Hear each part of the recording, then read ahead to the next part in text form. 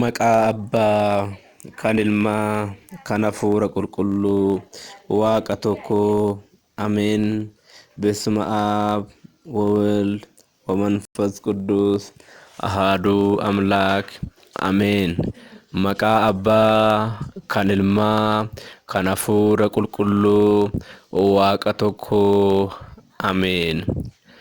ዳንዲ ሰሚ ዋኤ ልቦ ነመ ጩበማ መቃ አባ ከንልማ ከነፉረ ቁልቁሉቲ አመኔ lubbuun namaa cubbamaa tokko addunyaa kana irraa du'aan foon ishee irraa adda baatee deemsa isheen gara samiitti yeroo taasistu qormaataawwanii fi rakkinoota isheerra gahan gabaabinaan haa ilaallu.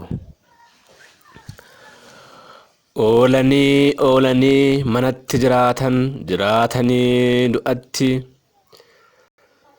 du'atti akkuma jedhamu akkam yoo jiraataniyyuu du'arraa hin oolan waan ta'eef namni akka tasaa yookaan dhukkubaan ni du'a. Yeroo du'uttis qaalluutti kan sagadu, waaqayyoon kan kaadu, kan beela'e kan hin nyaachisne, kan dheebotes kan hin obaasne, kan daaree kan hin uffisne, keessummaa kan hin simanne, dhukkubsatoota kan hin gaafanne, kan hidhame ragaa ta'ee kan hin eegsisne yoo ta'e yeroo lubbuunsaa foon irraa adda ba'uuf dhiyaattu seexanoonni sadii ni ajajamuuf. Seexanoonni kun sadan tokko mataarra, tokko lapheerra, tokko immoo miillarra ta'anii seexanichi inni lapheerra jiru gadi galagalchee ilkaan isaatiin ishee soqa. Seexanni inni miillarra jiru miillarra ol deebisee ishee soqa. Seexanni inni mataasaarra jiru garuu ijoollummaa keerraa kaasee hanga ammaatti waaqayyoof akka hin saganne qaalluuf sin sagachiisaa, cubbuu si hojjechiisaa kan ture anadha jechuudhaan cubbuu namni kun hojjete irratti barreessa. Kabajamaan Daawit cubbamaan cubbuusaa ni jibba akkuma jedhee innis ijoollummaa isaarraa kaasee akka harma haadha isaa itti mi'aawaa kan turte cubbuusaa barreeffamtee jirtu ija lubbuusaan yeroo argu baay'isee jibba. Ammas ergamaan du'aa dhumaa hanga dhumaatti hordamee dhaabbatee ilkaan isaa ciniinnatee ija isaa babaasee itti mil'ata ni dhiphisa. Ilkaan isaa dhundhuma ergamichaa 68dha. Dhundhumni ergamichaa tokko dhundhuma namaa 44dha. Bal'inni ija isaa tokko waggaa 3 fi walakkaa. Bal'inni ija isaa kan lammaffaa waggaa 3 fi walakkaa. Walii galatti bal'inni ija isaa lamaanii waggaa 7 guutuu adeemsisa. Dhaabbiin isaas lafaa hamma samii ga'a. Kana booda si'a 3 tarkaanfatee dhufee fuuldura ishee dhaabbata. Lammaffaas dirsaanni sanbataa yaa lubbittiin nana kottu gatii cubbuu keetii fudhadhu akkuma jedhee ija isaa babaasee ilkaan isaas ciniinnatee yaa lubbittiin nana gatii cubbuu kee bara jireenya keetti hojjette kottu fudhadhu jedhee yeroo itti dhufu lubbittiin ni dhiphatti. Kana booda foon isheerraa adda baatee mataa reeffichaarra teessi. Ergamaan du'aa kun qeensa isaatiin waraanee kutee ilkaan isaan ciniinee alaanfatee si'a 3 ishee tufa. Maaliif yoo jedhan tokkummaa fi sadummaa hin barre tokkummaa fi sadummaa Sillaasee hin barre jedheeti. Yeroo kana ergamootni ifaa dhufanii lubbutti kana yoo ilaalan qurroo caalaa harka 7 gurraachoftee itti mul'atti. Ergamootni ifaas yaa lubbuttii nana mootummaa Waaqayyoof uumamtee ibidda gahaannamaatti darbamte kan daabiloos taate jedhanii gaddanii irraa fagaatanii dhaabbatu.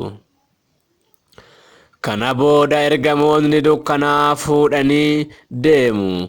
Yaa lubbuttii nana uumaa kee irraanfattee kan hojjette eessa seentaa jedhanii ishee yaadachiisaa. Fuudhanii deemanii galaana ibiddaa bira ishee teessisu yookaan geessisu.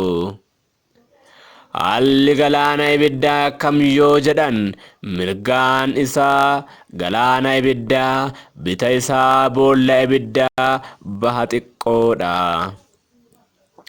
Dirsaanni sanbataa daandii qal'oo kophee tokko caalaa hin dhaabachiifne akkuma jedhee gidduu ishee karaa qal'oo kophee tokko caalaa hin dhaabachiifnetu jira.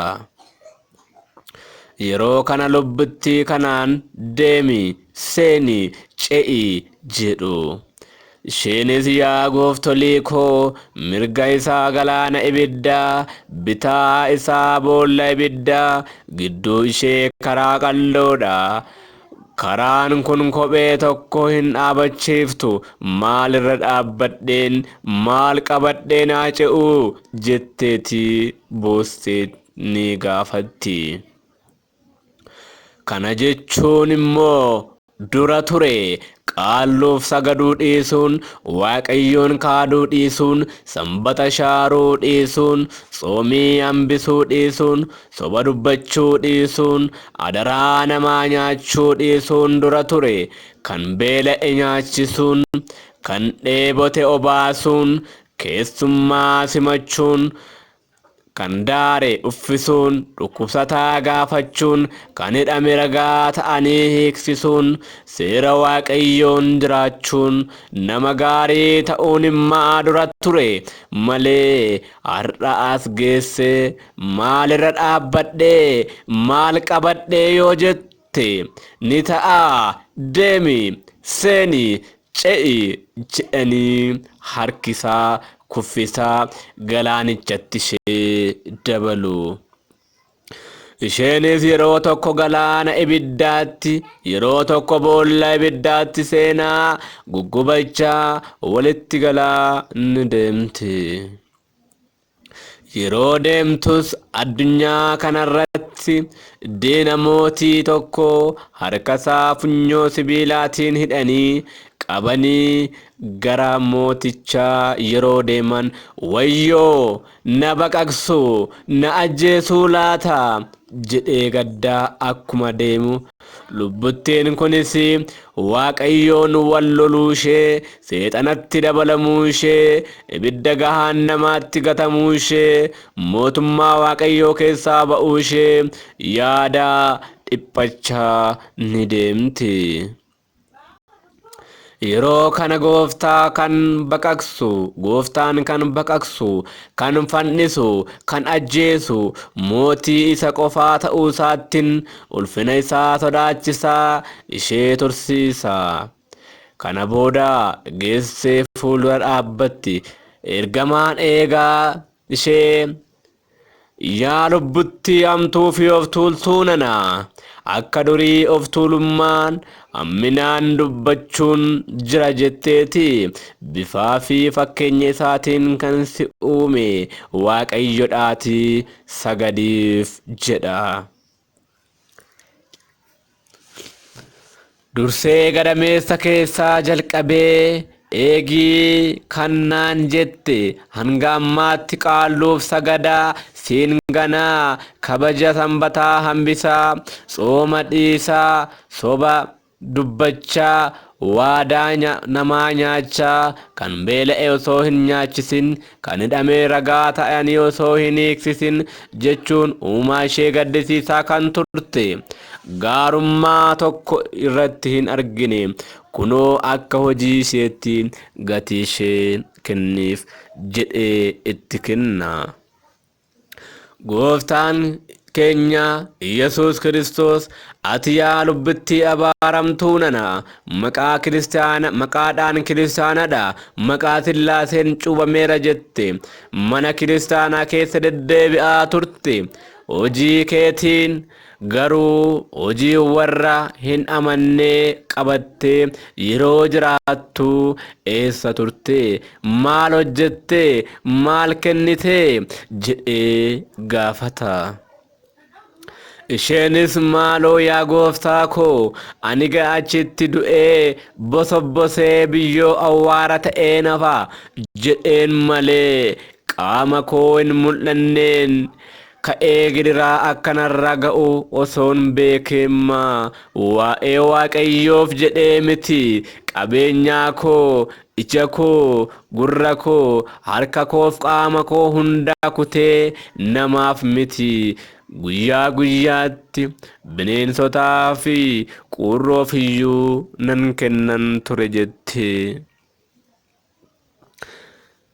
Innis wanti hunduu lamaan yookaan sadiin ni cima jedhameera.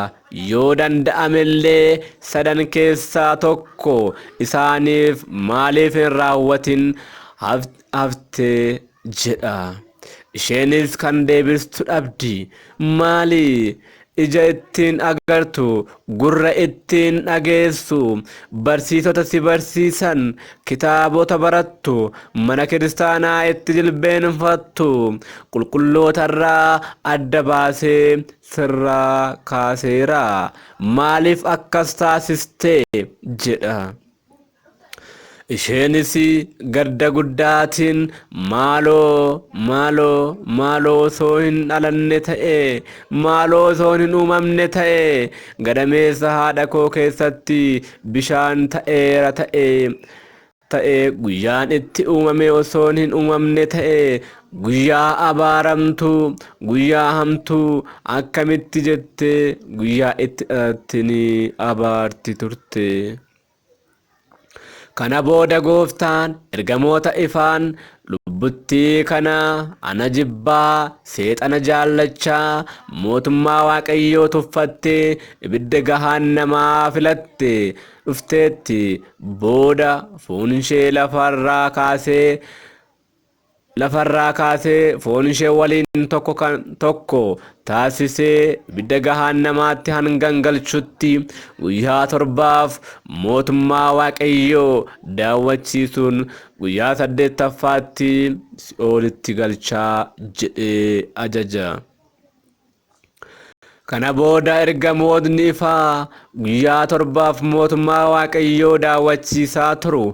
Maaliif yoo jedhan, mi'a foolii fi urgaa mootummaa Waaqayyoo ilaaltee qaalluuf osoo hin jilbeenfanne ta'e, Waaqayyoon osoo hin kaanne ta'e, sanbatas osoo hin kabajee ta'e, soomii osoo hin dhiifne ta'e, soba osoo hin dubbanne ta'e, imaanaa koo osoo hin irraanfanne ta'e, kan daare osoo uwwise ta'e, kan beela'e osoo nyaachite ta'e, kan dheebote osoo obaase ta'e, keessummaa simachuu osoo dhiisne ta'e, dhukkubsataa osoo gaafadhe ta'e, kan hidhamee ragaa ta'e osoo hiiksise ta'e, bakki koo, naannoon koo as ture, anaaf wayyoo jette akka gaabbituuf guyyaa 7 mootummaa Waaqayyoo daawwachiisaa turu. Guyyaa 8ffaatti ergamoonni dukkanaa fuudhanii yeroo deeman addunyaa kanarratti sangaa qalmaa ariifachiisaa fuudhanii akkuma deeman, ergamoonni dukkanaas lubbittii kana ariifachiisaa fuudhanii ni deemu. Fuudhanii yeroo deeman lubbuuwwan gara Si'oolitti dhufan kan simatu Xibiliyaakos kan jedhamu jira. Xibiliyaakos jedhanii waamani. Lubbuu kana Si'ooliin galchi jedhanii itti kennu. Innis tole jedhee isaan irraa fuudhee addunyaa kanarratti ijoolleen kubbaa lafarraa gara samiitti ol dhiitanii akkuma taphatan ergamoonni dukkanaas lubbuttii kana lafaa hanga samiitti si'a 13 ibiddaan dhidhiitanii deebisu. Maaliif yoo jedhan abbaan kee Addaam mukittiin nyaatin jedhame kutee nyaachuu isaatiin uumaa kee Waaqayyoon samiiwwan irraa bu'ee dubroo Maariyaam irraa dhalate. Gaafa guyyaa jimaataa kan fudhate 13 dhukkuboota fannoo dhageessee hin beektu jechuun. Isheenis gidiraa yeroo itti baay'atu maaloo qulqulleetti Sillaaseetiif jedhaati xiqqoo na boqochiisaa jetti. Sillaasee beekuun immaa dura ture malee har'a yeroo nu bira dhuftu baruu fi yaadannoo isaa taasisuun ayyaana isaanii kabajuun dura ture malee har'as geessee akkas jechuun ni ta'a jetteeti jechuudhaan gidiraa itti baay'isu. Ammas gidiraan yeroo itti baay'atu qulqullootaa fi wareegamtootaaf jedhaati maaloo xiqqoo na boqochiisaa jetti. Akkas jechuun dursitee yaadannoo isaanii taasisuu ayyaana isaanii kabajuu ture malee har'as geessee akkas jechuun ni ta'a sitti fakkaata jechuudhaan kan duraa caalchisanii gidiraa itti baay'isu. Yeroo sadaffaaf isa fannifamee fayyisaa addunyaa fayyisaa biyya lafaa Madaani'aalemiif jedhaati maaloo xiqqoo na boqochiisaa jetti. Madaani'aalemiin beekuun dura ture malee har'a yeroo as nu bira dhuftu baruu fi dursitee yaadannoo isaa taasisuun ayyaanota isaa kabajuu ture malee har'as geessee akkas jechuun ni ta'a jetteeti jechuudhaan kan duraa harcaalaa harka lama dachaadhaan gidiraa itti baay'isu. Yeroo arfaffaaf haadha keenya dubroo Maariyaamiif jedhaati maaloo xiqqoo na boqochiisaa jetti. Dubroo Maariyaam beekuun dura ture malee har'a yeroo nu bira dhuftu baruu fi dursitee yaadannoo ishee taasisuun ayyaanota ishee kabajuun ture malee har'as geessee akkas jechuun ta'a sitti fakkaata jechuudhaan gidiraa kan duraa caalaa itti baay'isu yeroo jedhan. Dubroo Maariyaam maqaa ishee yeroo waaman daftee kan qaqqabdu waan taateef deemtee miilla ilma isheetti kufte. Yaa ilma koo, yaa mucaa koo, waadaa naaf galte yaadadhu lubbuu kana naaf maarii ittiin jette. Innis yaa haadha koo lubbuun kun lubbuu anaan kaade lubbuu anaan gane lubbuu sitti balleessite lubbuu ajjeesaa turtedha. Hojii ishee isa kamiin siif fayyisuu isheetiin jedha. Maqaa kee kan waame yaadannoo kee kan taasise siifan maara jetteetta miti waadaa anaaf kennite narraa darbamaayi. Kunoo Si'ool keessa teessee maqaa koo waamaa jirti jettee dubroon Maariyaam boossee ilma ishee gaafatte. Innis kadhannaan haadhaa fuula hin galagalchiisu morma hin naannessu haadha koof jedhaatii xiqqoo boqochiisaa jedha. Kunoo har'a addunyaa kanarratti namni tokko gammoojjii keessa yeroo deemu miilla isaa jalaa barbadaan isa guba. Irraa keessaan aduun isa guba. Gaaddisa jalaa akkuma boqotu dhabee dafqa osoo deemu gaaddisa xiqqoo yeroo argatu achi jala xiqqoo boqotee akkuma deemu lubbuttii kana haadha gooftaaf jecha xiqqoo boqochiisanii burruusa ibiddaan tumanii fuudhanii ibidda si'oolitti ishee dabalu. Lubbuun nama hamaa haala kanaan hamaa amma guyyaa dhufaatii gooftaa keenya qoricha keenya Yesuus Kiristoositti jireenyi ishee si'ool keessa ta'a. Si'ool kan jirtu eessadha yoo jedhan karaa bahaa, karaa dhihaa aduun karaa galtu yookaan lixaan kan ta'u hundeen ishee kan hin beekamne ibidda baay'ee gadi fagoodha. Ibiddi gahaan namaa gara gadiitti yemmuu